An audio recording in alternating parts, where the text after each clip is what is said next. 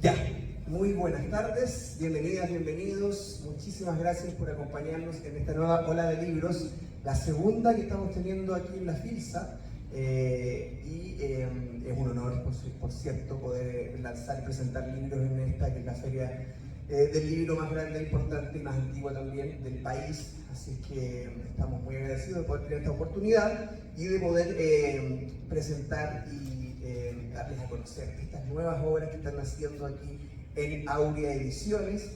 Y bueno, como ustedes ya saben, la dinámica es 3 libros, por tanto vamos a presentar primero a las personas que corresponden el primero y luego así seguimos con los otros 2, ¿ya? Vamos a partir del día de hoy con La Fortaleza, Javi Zanetti, que para quienes nos van a ver posteriormente está disponible en www.aureaediciones.cl. Ya saben, si lo quieren en cualquier parte del país, les llega a su casa. Y si quieren saber un poquito más o menos de qué va, pongan atención. Año 2038. Una crisis económica desgarra el mundo. En una sociedad donde la perfección engendra violencia, el gobierno inicia una purga, quemando papeles e identidades. Los militares se toman las calles, mientras la élite está a salvo en su cúpula de poder, la fortaleza. Los marginados reciben una marca de fuego. Arabella se ve separada de su novio, León, quien vive en una burbuja de privilegio junto a su familia. El futuro es incierto, pero todavía les queda la llama de la esperanza. Descubre una novela distópica donde el amor desafía el orden establecido. 2 rebeldes atados por el hilo del destino. Esto de la mente de esta arquitecta chilena, nacida en 1996. Le cuesta reconocerse como artista, pero se ha pasado la vida buscando un espacio para desarrollar su creatividad entre talleres de teatro, canto y baile. Sus abuelos hippies la ayudaron a crecer en un espacio lleno de cine, ópera y libros. Hoy es directora de la Fundación Entorno Colectivo, institución que busca promover la cultura en el espacio público. La Fortaleza es su primera novela. Le damos un aplauso a Javi Zanetti.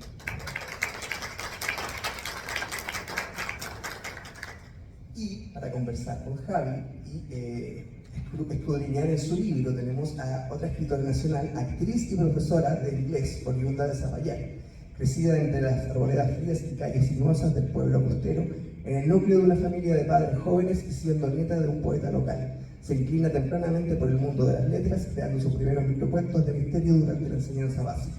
A los 18 años, maravillada por las generaciones pasadas y con una fascinación por el cine y literatura de terror y ciencia ficción, empezó a escribir su primera novela, La Heredera del Tiempo, que comienza como un diario de vida disfrazado con tintes ficticios, creando un universo donde escapar de su época a través de viajes en el tiempo. Le damos un aplauso también a Constanza Turmelano. Y con Constanza las dejo para iniciar esta ola de libros. Buenas tardes, muchas gracias por estar acompañándonos aquí. Bueno, en este caso me toca a mí presentar el libro de Javi. Y bueno, a mí este libro en realidad me pareció un libro sumamente dinámico, los cambios de narrativa y poder conocer la perspectiva, digamos, de la historia desde diferentes voces y diferentes puntos de vista me pareció fascinante, me encantó. Y bueno, ya aparte de los mundos históricos, a mí me encanta este futuro de caos y creo que, pero sin embargo, siento que más allá del futuro en sí, me gusta cómo rescataste esta como melancolía o desesperación juvenil de justamente un mundo en caos. Que, bueno, una historia que se entrelaza, digamos, desde el amor, desde la guerra, incluso de esta lucha, a lo mejor entre 2 mundos, 2 realidades, y que, bueno, se basa también, digamos, desde la ganas de sobrevivir y en un contexto que aparentemente no podemos confiar ni siquiera en nuestra propia seguridad. Así que, bueno, vamos a partir con la primera pregunta, más general. Me gustaría saber qué te inspiró a ti a la hora de escribir acerca de un futuro distópico y qué tipo de referentes, no sé, musicales a lo mejor o cinematográficos fueron los que te llevaron a esta creación. Bueno, primero que nada, estoy muy feliz de estar aquí y que Constanza me esté presentando. Tuvimos una muy buena conversación en la tarde acerca del libro y sobre nuestras vidas personales también. Así que, bueno, contestando a tu pregunta, lo que me inspiró es que siempre me gustó que en las distopías, que en el fondo es ficción, se puede ver de manera muy cruda, incluso más claramente la realidad que está pasando ante nuestros ojos. Como que las distopías al final relatan cosas que pasan en nuestro día a día, pero al verlo a través de la ficción y a través de una novela, se siente más en carne propia los problemas sociales que se están viviendo y a las cosas que alguna vez podríamos llegar a vivir. Y en cuanto a los referentes, bueno, tengo una playlist, así que hay harta referencia musical, pero por sobre todo lo escuché escuchando Los Nocturnos de Chopin. ¿Por qué razón? Porque encuentro que relatan muy bien la perfección de algo muy bello, muy elevado y al mismo tiempo muy oscuro. Por otro lado, crecí con distopías juveniles, o sea, The Hunger Games, Divergente, Crepúsculo también en su, a su manera. Y de los clásicos diría que George Orwell, Julio Verne, Victoriano, Shakespeare. Sí, y bueno, en todo caso yo creo que nuestra generación justamente creció con esto de los juegos del hambre, justamente en este boom de los futuros distópicos, que, como digo, a mí en realidad me parecen fascinantes. Y la segunda pregunta justamente se debe a esto de los referentes, porque hubo algo que, bueno, yo te había comentado que me llamó mucho la atención, el tema de los títulos que tienen, por ejemplo, bueno, sin mayor ánimo de hacer spoiler, que no es un spoiler, solamente un título. En el capítulo 6, que se llama Tiempos Violentos, el capítulo 13 se llama Carrie, hay un capítulo que se llama Pretty Woman, Misión Imposible, el capítulo 22 se llama Dimensión Desconocida. Entonces, me gustaría saber qué fue lo que se te pasó, digamos, como por la cabeza o esta idea y ganas de representar clásicos del cine. O sea, nombrar los capítulos de esta forma, que no sé, a lo mejor tenías como querías como adelantar alguna especie de suceso que iba a pasar en el capítulo mediante el título y vamos, ¿qué te llevó a esto? Que a mí me parece fascinante porque yo nunca le puedo poner un capítulo, otro nombre a los capítulos, así que me encanta que vengan. Bueno, tiene dos partes. Una parte es más anecdótica, de que yo al principio no le puse nombre a los capítulos y una vez que lo edité dije como, ¿sabes qué? No voy a poner nombre. Y en ese momento, junto a mi pololo, estábamos viendo una de nuestras series favoritas, que no es muy elevada, pero es muy buena, Gossip Girl. Y en Gossip Girl nos dimos cuenta que cada capítulo tenía justamente una asociación al mundo del cine o de las series. Y yo, que soy cinéfila y como que me lo veo todo y me encanta como todas las relaciones a la cultura pop, dije, yo creo que puede ser un gran elemento para dar ciertos tintes a lo que va a pasar en ese capítulo si es que viste esa película o escuchaste esa canción. Y al mismo tiempo quería hacer estas relaciones al mundo pop porque era para decirle que estaba pasando en esta realidad. O sea, si bien es un mundo distópico que ocurre en el año 2038, sí está pasando en nuestro mundo y hacen referencia a esa cultura pop que nosotros estamos viviendo ahora o vivimos en el pasado. Sí, bueno, yo te había dicho que a mí también me encanta la referencia a la cultura pop y de hecho me encantó porque creo que este pequeño guiño es como para el que, vulgarmente, para el cacho. Como si no viste la película, bueno, a lo mismo se va a ver el título igual, pero siento que tiene a lo mejor más significado si es que efectivamente viste la película o digamos, o si te conoces la canción. En cuanto a los personajes, bueno, Ari, Arabella, León y Dean, que son como los personajes principales, ¿qué tanto hay de ti en estos personajes? Y digo no solamente en Arabella, porque de repente uno como escritor pone una parte de cada uno en cada personaje, vaya así, León, no sé. Entonces, ¿qué tanto hay de ti en estos personajes y qué parte de las relaciones y este triángulo amoroso entre Ari, León y Dean hay a lo mejor de experiencias de tu vida o si fue solamente digamos, no al azar, sino como alguna especie de, no sé, de ganas tuyas de relatar un triamoroso, digamos, entre tanto caos? Bueno, yo creo que todos tienen un poquito de mí. Quise hacer a los personajes bastante imperfectos y bastante humanos. A mí me gusta mucho el teatro, entonces como que lo creé mucho a partir del ejercicio teatral, de pensar en sus miedos, en sus motivaciones y que se vea esa tridimensionalidad. Tiene la particularidad de que está escrito en primera persona a partir de varias voces, entonces quería hacer una experiencia bastante inmersiva en ese sentido. Y bueno, a ver, Arabella se parece mucho a mí en mi parte que no me gusta de mí, justamente, como que quería exponerme un poco. León también tiene que ver en quizás la crítica que le hago desde el mundo más acomodado, pero que igual tiene tintes que no simplemente es una persona con plata que no tiene nada que ver con o sea, que no tiene conciencia de su alrededor, sino que también tiene esos tintes de querer ayudar un poco a este mundo que quizás no nació, pero que sí elige luchar contra ellos, luchar con ellos. Y por otro lado está David, que surgió desde un ejercicio de crear como literal un crack literario, o sea, el hombre perfecto, mino, peligroso, inteligente, pero que al mismo tiempo, una vez que uno se mete en los capítulos que están narrados por él, empieza a ver esta tridimensionalidad del personaje y que nadie es tan perfecto. Sí, de hecho, justamente porque desde la perspectiva de Ari, es como, efectivamente, como un calle así, perfecto, como como no sé, este nivel, o sea, se nivela muy bien entre el chico como medio rudo y preocupado al mismo tiempo, pero justamente, claro, cuando lo leemos desde la perspectiva de Bill, nos damos cuenta que en verdad igual le están pasando cosas, o sea, como todo el mundo en realidad, no todos somos perfectos. Bueno, y tomando en cuenta esto, ¿de dónde, o sea, tomando en cuenta esto de León, de su como crítica social, ¿de dónde nace esta lucha entre dos, como mundo, entre dos sociedades, por así decirlo? Ya sea de la fortaleza y estos diferentes tipos de concentraciones que nos vamos dando, que se van dando a conocer mediante, vamos avanzando en el libro.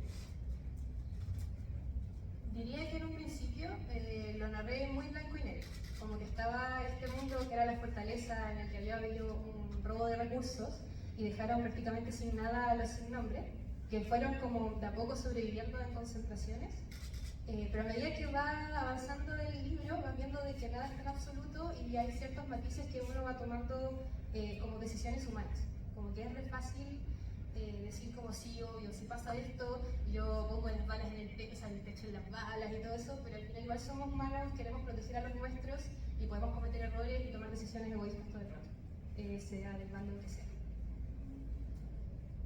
Sí, de hecho me encanta no sé si sutil, pero tan delicada a lo mejor crítica social que es como atemporal en todo caso, podría estar pasando como ahora, como podría haber pasado hace 40 años, como podría también estar pasando en un futuro distópico en el año 2038.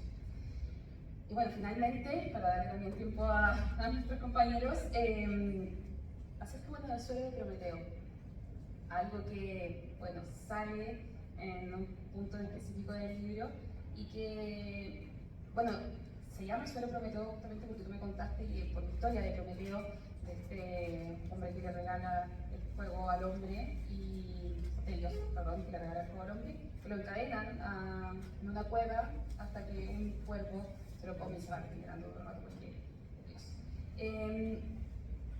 ¿Desde qué punto tú crees que a lo mejor la ciencia puede avanzar hasta tal límite que esto, digamos, esta cosa que se lo Prometeo, que no es tan color de rosas como suena, podría a lo mejor ocurrir en un futuro no tan lejano? Sí, yo creo que ese es el miedo que ha pasado en el pasado, digamos que la ciencia se pone del lado de la guerra y también de la tortura. En ese sentido yo creo que cada vez es más peligroso de que cosas que pueden hacer muy bien también tienen un lado mucho más oscuro y sangriento, y eso es justamente lo que relata el suelo de Prometeo. El suelo de Prometeo es un componente que inventa la fortaleza, que es un remedio que podría prácticamente curar todos los males del mundo. Sin embargo, ellos eligen ocuparlo para regenerar eternamente una tortura eterna, digamos. Y bueno, si bien es bastante poético como su inicio, sí lo ocupan para sacar cierta información y todo eso, siendo de que podría ser algo muy bueno. Bueno, eso de la arma biológica que realmente como método de tortura suena medio distópico, pero cada vez nos damos cuenta que a lo mejor ya no son tan alejados de la realidad. Así que nada, ahora les dejo con mis compañeros, no sé si J. ¿Sí? Constanza Torbulanch, Javi Zanelli, La Fortaleza. Aplausos. Bien, seguimos con ciencia ficción, pero en este caso nos vamos a una retro ciencia ficción, si lo pudiéramos llamar así, con Kalfu Kimun, la leyenda del sabio azul, del señor Oscar Díaz Antillanca, que nos acompaña el día de hoy aquí, y que nos propone lo siguiente: antes de la vida, el caos y el vacío reinaban. En un futuro donde las máquinas han sometido a la humanidad y aniquilado todo rastro de naturaleza, surge una esperanza desde la desolada ciudad de los grises. Kalfu, tocado por el Nehuen, la energía primordial, se adentra en una odisea en busca de sabidurías olvidadas. Mientras descifra el legado que promete la liberación de los suyos, se enfrenta a tecnologías oscuras y verdades dolorosas. Del azul venimos y al azul volvemos. ¿Podrá Kalfu liderar a la humanidad hacia su redención y convertirse en el próximo sabio que necesita su pueblo? Esto viene de la pluma de este escritor de origen mapuche, nacido en 1989, que reside en Valdivia, profesor de literatura y magíster en educación. Es integrante de la red maestro de maestros y mentor del Centro de Perfeccionamiento, Experimentación e Investigaciones Pedagógicas. Ha publicado artículos referidos a la ciencia de la educación, la didáctica, la lúdica y el caos en el contexto escolar. Escribió los textos poéticos Conjuros, El pulso del agua y Sueñan los pájaros del silencio, parte de una antología poética latinoamericana. Kalfu Kimun, la leyenda del sabio azul, es el inicio de una saga. Le damos un fuerte aplauso a Oscar Díaz Antillanca. Y para presentarlo, el día de hoy lo acompaña otro escritor chileno de la casa también, nacido en 1991, vive en Santiago, ingeniero civil e industrial de la Pontificia Universidad Católica de Chile, diploma en ingeniería ambiental. Ha escrito diversos relatos fantásticos, entre los que destacan El dios Kleber y Tercianón, desarrollando y ampliando el inmersivo mundo de las crónicas de Oxford, que nos llevarán desde los tiempos tenebrosos y el desarrollo de la Gran Guerra hasta los tiempos de Weiser, Forst y Cront. Felipe debutó en 2019 con su ópera prima La masa y la espada, primera parte de la saga Herederos del Ática. En 2020 continúa con la segunda parte, El portal del destino, y posteriormente con El pacto de las siete llamas, pronto lanzan la cuarta parte de Herederos del Alcar. Le damos un aplauso a Felipe Solar Rodríguez. Y con Felipe seguimos en esta ola de libros. Hola, ¿me escuchan? Bueno, este pequeño, podemos decir, pero sin embargo, cantidad de páginas no implica cantidad de contenido. Yo me llevé una tremenda sorpresa al pasar por estas páginas y descubrir una gran dicotomía. Yo antes de venir acá estaba conversando aquí con Oscar y mi cabeza daba vueltas. Daba vueltas porque me paso desde un mundo, como dice el nombre, el gris, ¿verdad? La ciudad gris, que uno se imagina. De hecho, viniendo antes de venir aquí a entrar a la estación Mapocho, venía radiando con Santiago, con la ciudad, la bulla, el ruido, el caos, ¿verdad? Para que hablar de lo que es el cemento, lo que se entiende como el cumple cemento, y pocos árboles, ¿verdad? Y sin embargo, aquí, de repente, hay un momento en que el protagonista está en este mundo así, y de repente, ¡pum!, está rodeado de naturaleza, hay una playa, hay un mar, hay ríos. Entonces, jugaste con mi cabeza todo este rato. Pero lograste un efecto muy bueno, porque al final estamos hablando de un universo que tiene evidentemente muchas bases de la cultura. O sea, es evidente, ¿verdad? El contenido que hay. Y bueno, la primera pregunta que te spoileé, que te voy a hacer. ¿Cómo fue el desafío de ti en tu rol también como de profesor, de ir poniendo y dar a conocer un poco estos conocimientos, estos conceptos, ¿verdad? Mapuche, digamos, en estas páginas? Bueno, para empezar, Mari Escuché, Hugonui, Daniel Rayman, Upeña y Pulamien, Inchera Oscar Díaz Antillanca Piñán, Tehuón, Valdivia, Warren. Soy Oscar Díaz, soy profesor, vengo de Valdivia. Muy contento acá también de la audiencia y de las compañeras también que están hoy día lanzando sus tremendos libros también. Ojalá tengan la fortuna de poder leerlos prontamente, también como acá a Felipe. Bueno, es un desafío siempre. Creo que soy profesor de literatura, pero más que eso, la vinculación de la gramática, la redacción, es totalmente distinto a crear una historia con escenas, con personajes que pueden conectarse con los lectores. Y por supuesto, siempre está la intencionalidad de que, o el temor de una historia que a uno le gusta, poder compartirla. Porque hay es un miedo que realmente uno entrega en el arte, ya sea la poesía, la música o la novela, mucho de uno. Y de repente da miedo, ¿cierto? Exponerse tanto. Así es. Pero este fue un desafío. Para el contexto de la pregunta, yo creo que es necesario también responder que Calcio Timón es un texto que nace hace 6 años más o menos, en mi vínculo y agradecido también de las comunidades huilliche y lafkenche, sobre todo de la zona de Maoyén y alrededores. Y ese conocimiento permitió dar con una necesidad de plasmar esa enseñanza y aprendizaje de mi pueblo en algo que sea un poco más didáctico. Y primeramente se llamaba La ciudad de los 5 ríos, y después fue mutando a esta historia de ciencia ficción, donde finalmente es una excusa para plantear, yo creo, nuestros vínculos actuales con todo, con el medio, con la naturaleza, cuál es nuestra función de existencia propia, y también que tenga esa doble lectura, que sea respetuoso con la cultura propia, que la gente de los lofts se sienta identificado con estos personajes, ¿cierto? Quizá como sin buscarlo, como lo ha hecho, por ejemplo, Guido con su Mapu Verso, con los Guardianes del Sur, que tengan referentes mapuche en los lofts, sobre todo los niños y la juventud, que puedan acercarse a atender este puente intercultural que es tan necesario, que es urgente hoy día de abrazar,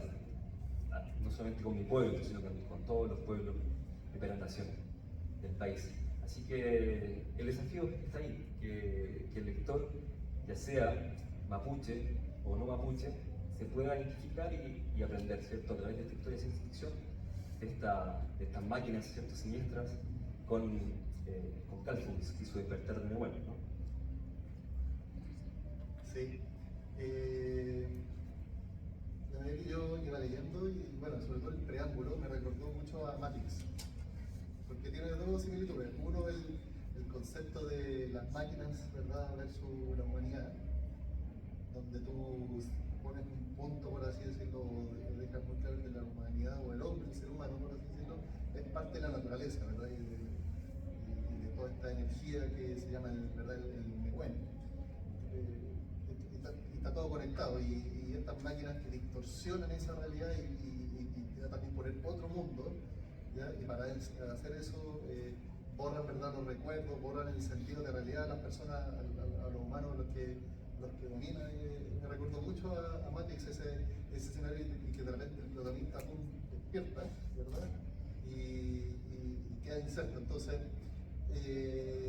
¿cuáles son tus influencias, digamos, de la cultura tal vez más popular, podemos decir, de cine y literatura, que ya sean influencia o que tú al menos le veas cierto paralelismo en lo que tú haces?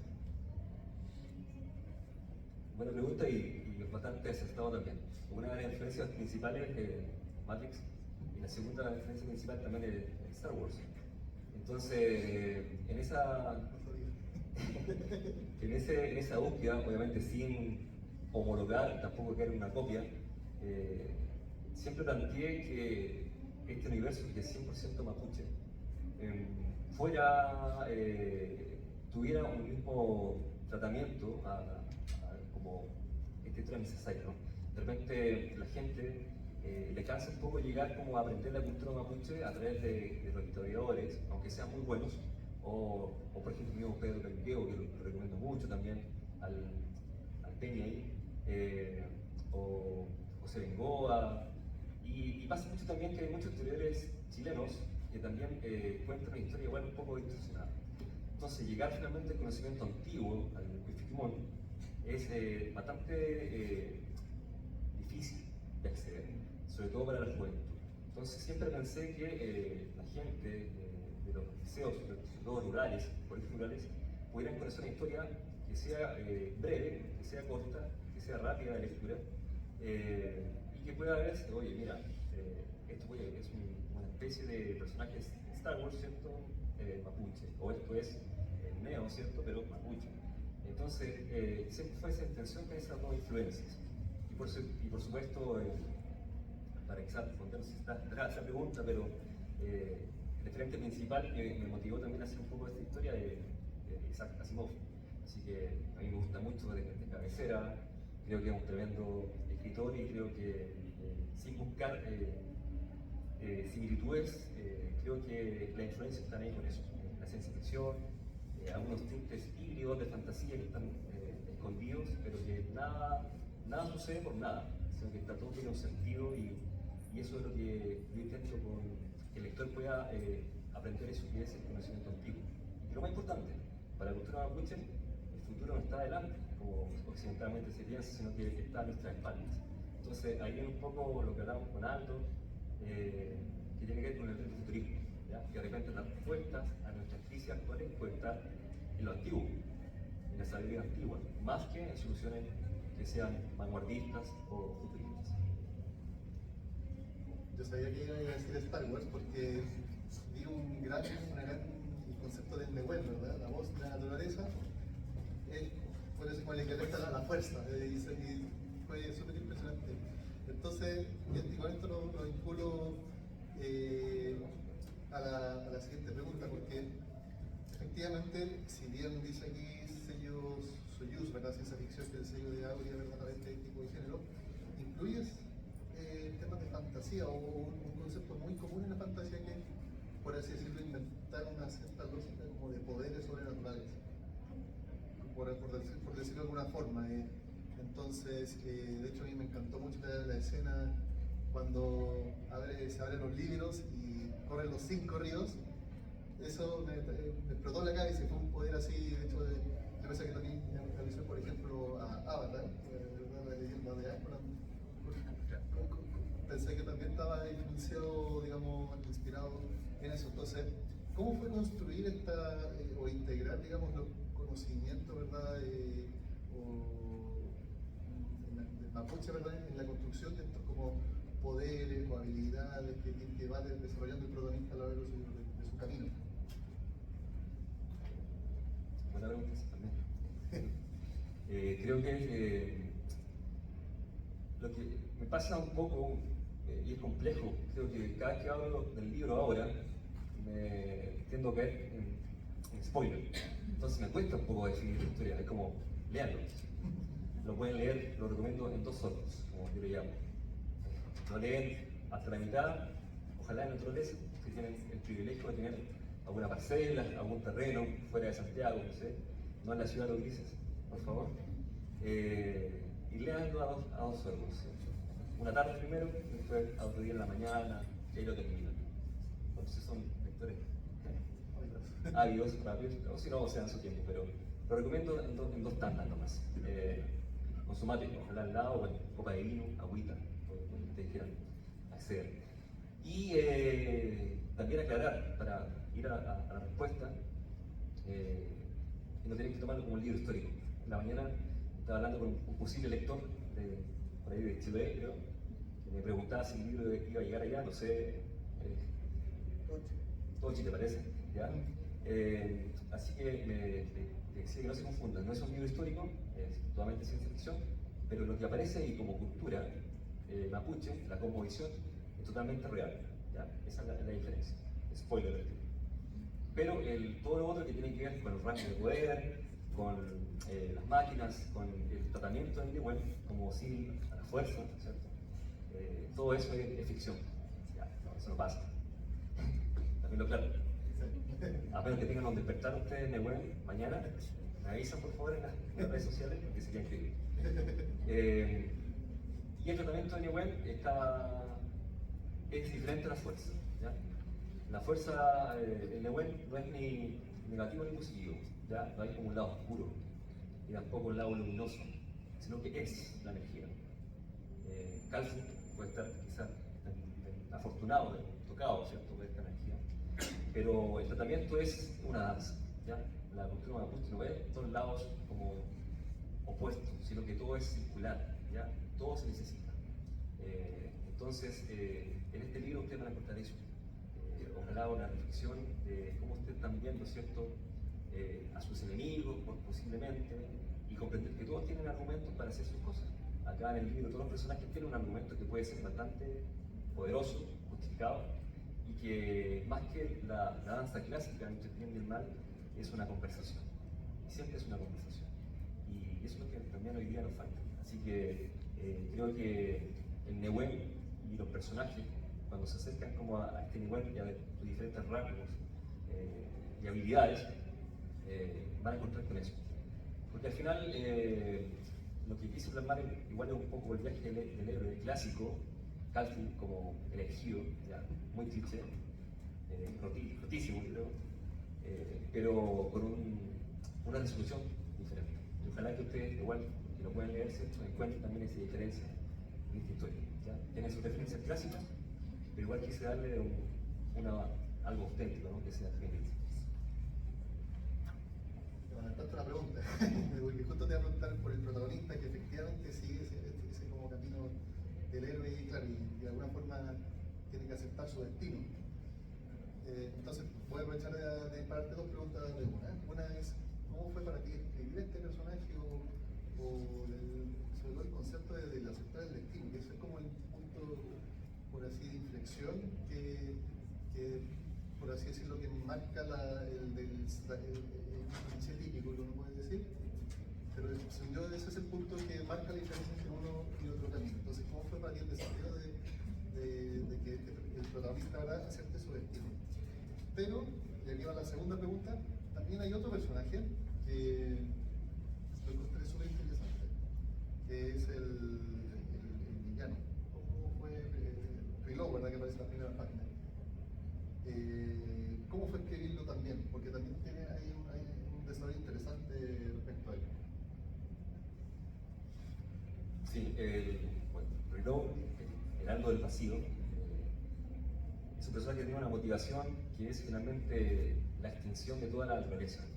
Y por eso que funda la ciudad de los grises y domina las máquinas a través del vacío. Entonces, él, por eso que es diferente a la fuerza, no es un Sith, no es un lado oscuro, ni tampoco un Palpatine, sino que usa el vacío como forma de existir, ¿no? Como que puede justificarse como que para él lo más justo, ¿cierto?, es la negra oscuridad para todos, vacío, extinguir naturaleza que es un peligro para todos. Entonces las máquinas, finalmente, en su misión de dejar al mundo sin ningún rastro de naturaleza y de consumo, me fundé en motivaciones, quizás no son explícitas, pero obviamente hay un guiño ahí, que quizás pueden ustedes ahí también estar de acuerdo, con la invasión también a Bengala y también a Gualmapu. Entonces, estas máquinas que de repente igual tienen un rasgo de humanidad, o los humanos que de repente son más despiadados quizás que una máquina, es lo que quizás hemos hecho hasta los días actuales, ¿no? De cómo hemos tratado a la naturaleza del medio ambiente y también el foco, ¿no?, que sin nombrar, quizás nombrar un poquito, ¿no?, europeos, ¿cierto?, españoles, que vieron pusieron ojos en ambiciones y finalmente en riquezas que no tenían ninguna trascendencia para las primeras naciones. Entonces la trascendencia era no los grandes monumentos, ni el oro, ni la plata, ni la explotación, ni el consumo, sino que era el tema de la contemplación y cuidar lo que sea. Tampoco quiero tener spoiler, pero ahí se explica un poco el concepto de los viajantes, por ejemplo.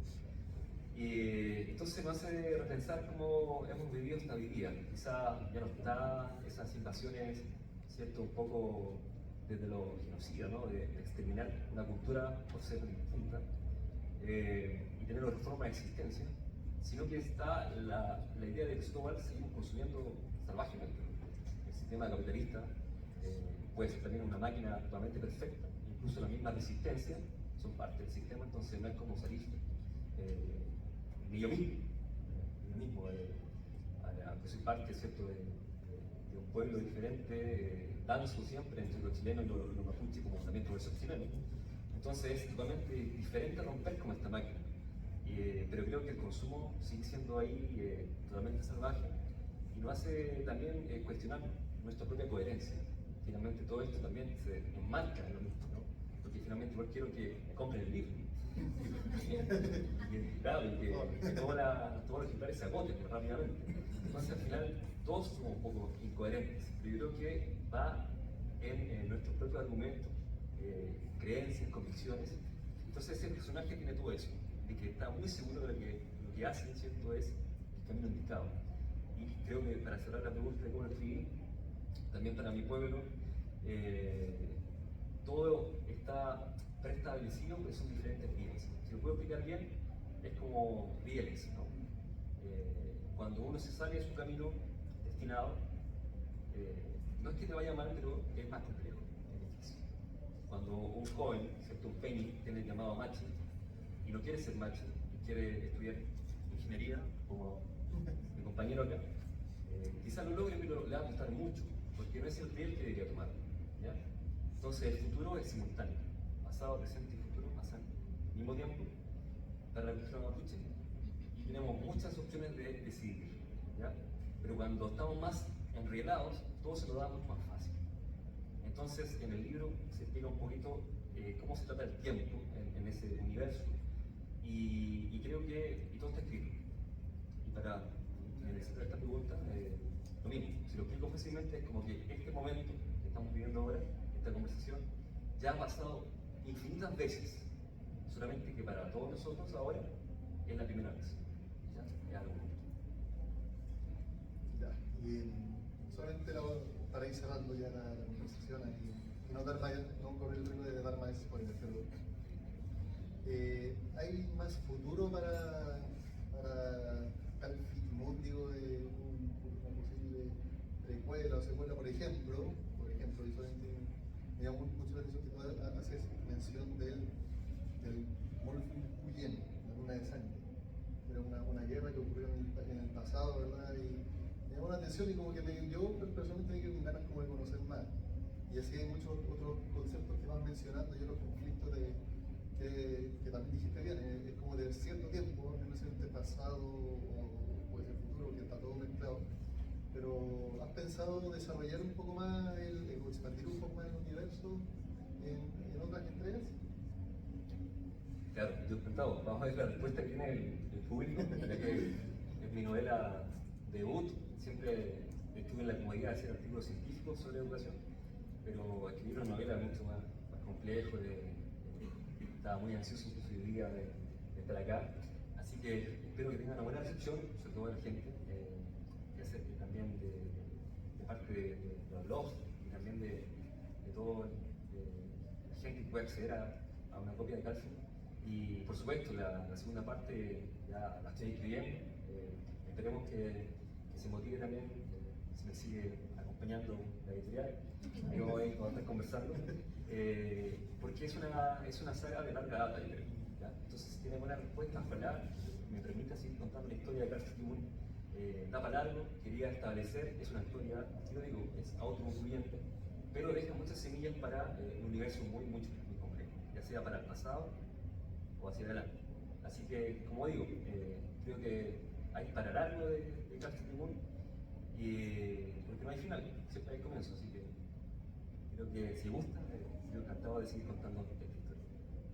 No, y todos muy más que invitados a conocer, yo disfruté como nunca esta novela, así que cordialmente invitado a que conozcan aquí Calfitimón, la leyenda del Sabio. Felipe Solar, Oscar Díaz Antillán, Calfitimón, un aplauso.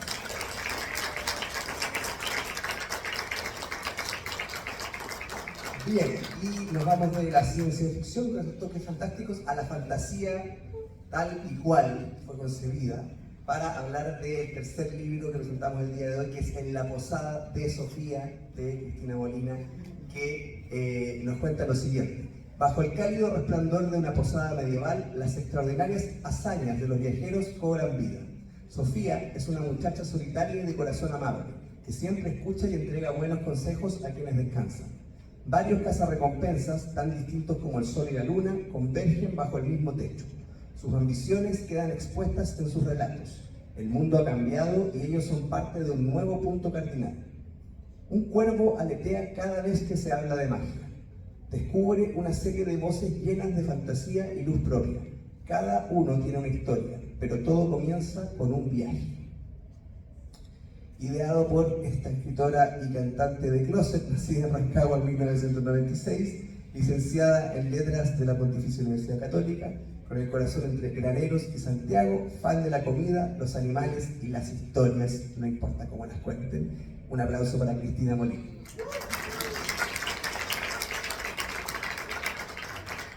Para conversar con Cristina, otra escritora más de la casa, nacida en Viña del Mar en marzo de 1997, enfermera. Su amor por la escritura viene desde la infancia, lo cual la llevó a participar en distintos concursos de poesía y escritura.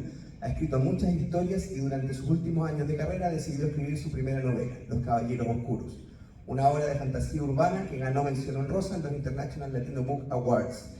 Este año nos presentó su segunda novela, la continuación de Los Caballeros Oscuros, Las Cartas del Pasado, en junio de este año. Le damos un aplauso a Daniela Valenzuela Parado. Y los dejo con Daniela. ¿Se escucha? Sí. Ya.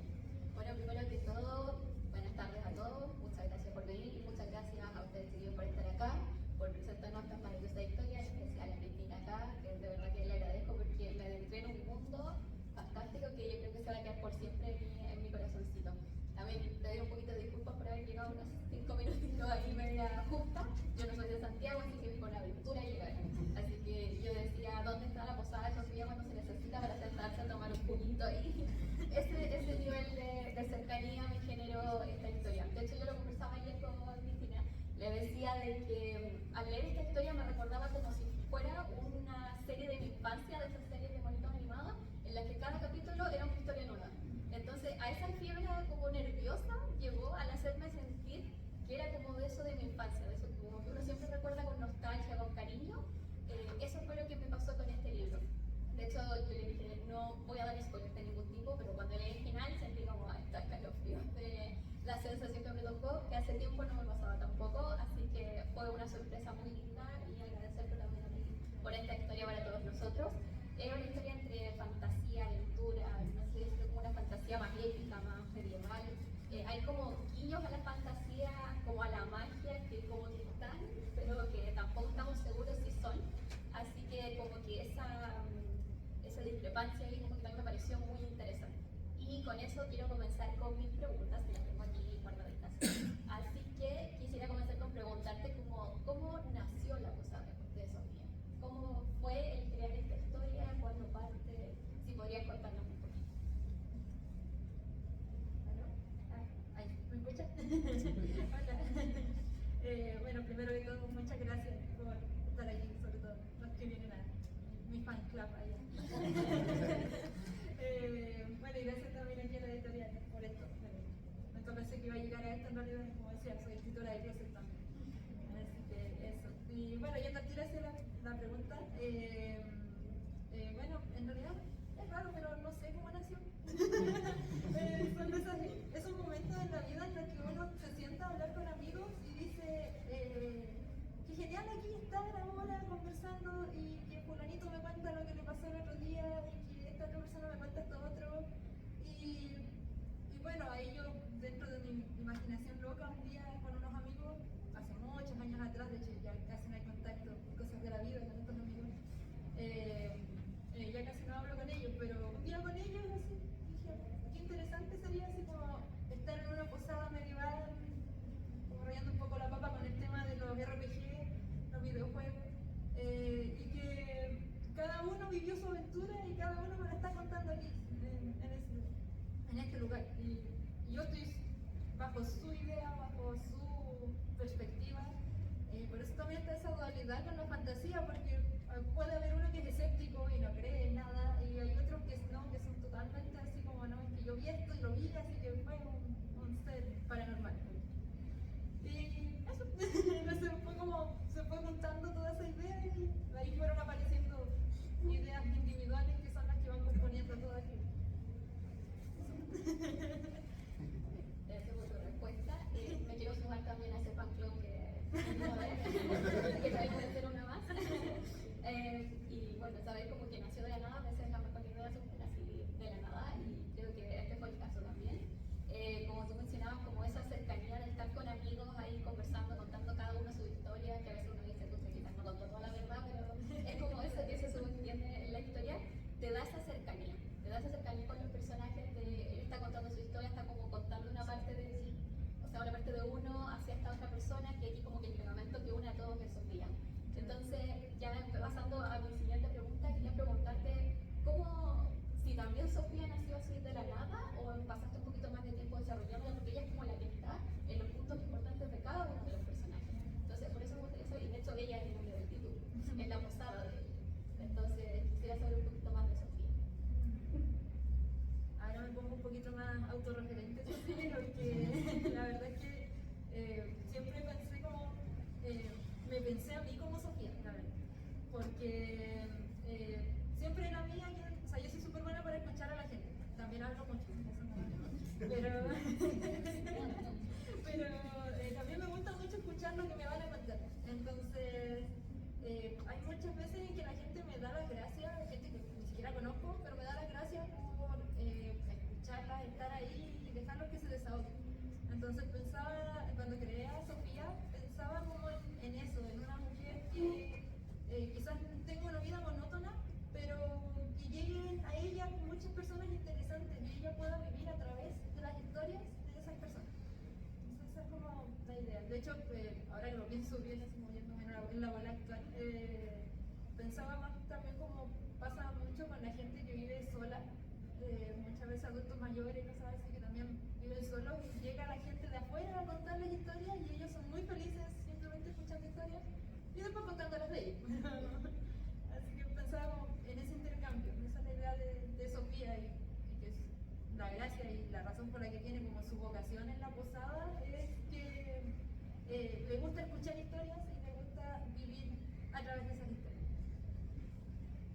Muy linda tu respuesta. Bueno, en realidad, sí, Sofía es ese personaje, como tú mencionas, que ella como que no tiene una acción específica dentro de las aventuras que se cuentan, pero ella siempre está ahí.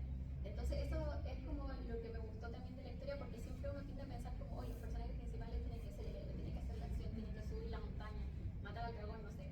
Pero en este caso, Sofía es la chica desposada, la que espera a las personas, la que le tiene su sopita calientita cuando ellos llegan mal, le tiene su vasito de jugo, de cerveza, lo que sea. Entonces, ese tipo de personaje es el que, como el corazón de la historia. Entonces, eso se entiende mucho.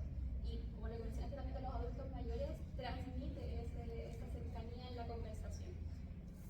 También, siguiendo un poquito con el tema de los personajes, quería saber por los otros personajes, por los aventureros de la historia, que aquí son 4 personas, que son Sareb, Eric, Enrique y sí, yo realmente me confundo con Son muchos nombres. son muchos.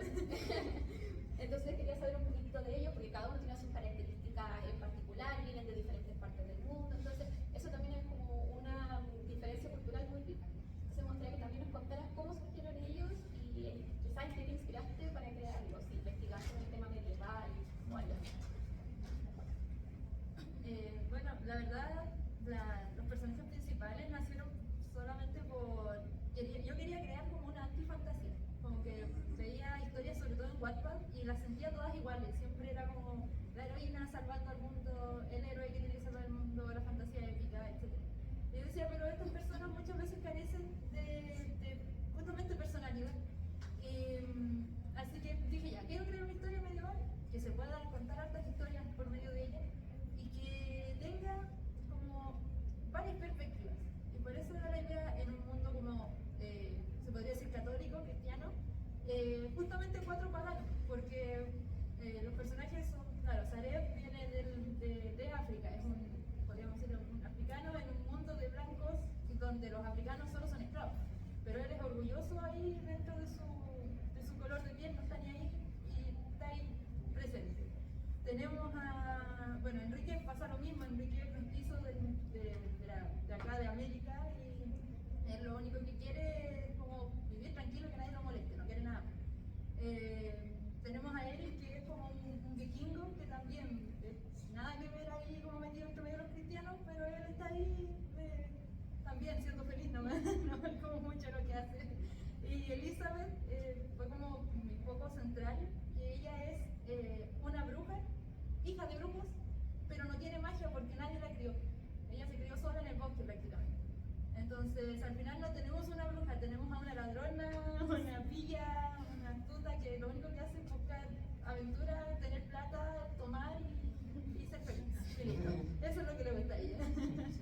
O sea, muchas cervezas, sí. Listo. Claro, cualquier parecido con la realidad me la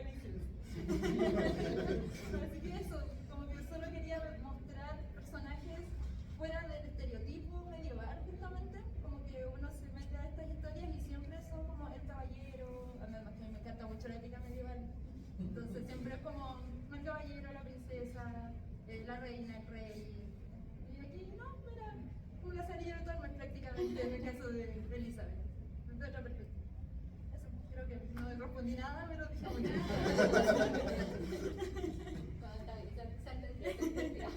Pero sí, son personajes muy ricos que calzan muy bien en la historia también. Están muy bien descritos, cada uno tiene su tiempo, su etapa, las historias que ellos cuentan.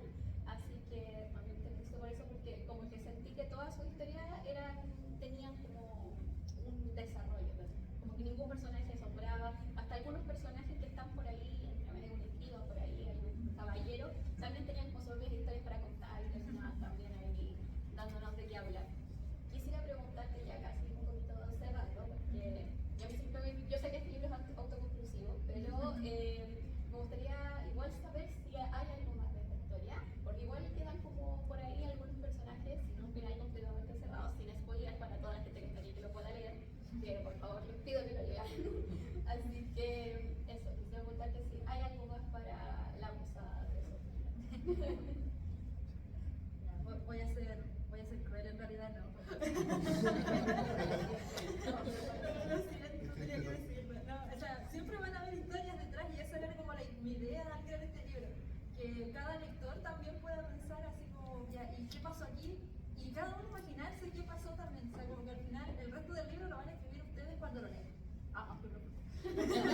Pero esa era como la idea, como que, por ejemplo, al final, o sea, más adelante el libro dice así como, pero nos faltó tal y tal historia por contar. Es como, pero tal y tal historia la pueden pensar ustedes. Entonces ya tienen aquí, en el libro están todas las herramientas, ya conocen a los personajes, ya conocen el contexto, ya saben cómo va todo. Entonces pueden ustedes también hacer su imaginación, que era un poco la idea de este libro. Salirnos del actual, de la hora, y ahora voy a poner un poco más seria. Salirnos de nuestra realidad, porque ahora la realidad tiene como muchas cosas bien tristes, bien caóticas, hay de todo ahora en nuestra realidad. Claro, también tenemos alegría y todo, pero la gracia de la literatura también es salir un poco de eso, de transportarnos a otro mundo. Entonces, poder usar nuestra imaginación para ir rellenando historias, para poder ver personajes, salir con esos personajes. Era como mi intención en el momento de escribir. Así que eso. Bueno, eso era como las preguntas que tenía pensadas para ti. Igualmente no entré mucho en detalle tampoco de preguntarte del cuervo, que también es parte de la historia, porque quiero que las personas se queden con la duda y lo vayan a ver para saber más del cuervo. Está en la portada también. Así que eso, te agradezco por tu tiempo y un honor haber podido también leer tu historia, también felicitar a las chiquillas que están acá presentando su respectiva historia y les cedo la palabra al jefe Máximo. Daniela Valenzuela y Cristina Molina en la portada de este libro. Muchísimas gracias.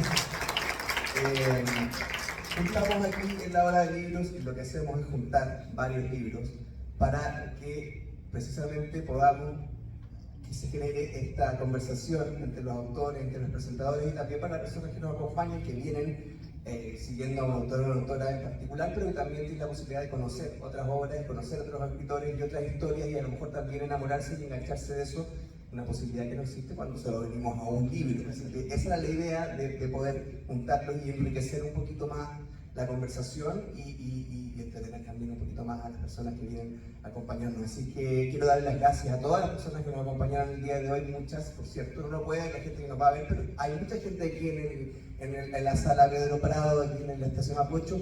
Muchísimas gracias a nuestros autores y autoras, a las presentadoras y presentadores. Todos estos libros ahora van a estar en el stand de Audioediciones porque tenemos que evacuar la sala, no nos podemos quedar aquí, así que terminamos, nos vamos al stand de Audioediciones, van a estar autoras, autores firmando, también los presentadores con sus libros, así que si les gustaron algunas cosas, otros libros, todo está allá, nos vamos para allá corriendo para que alcancemos porque nos queda media hora, así que eso, muchísimas gracias, un gran aplauso para todos, por favor.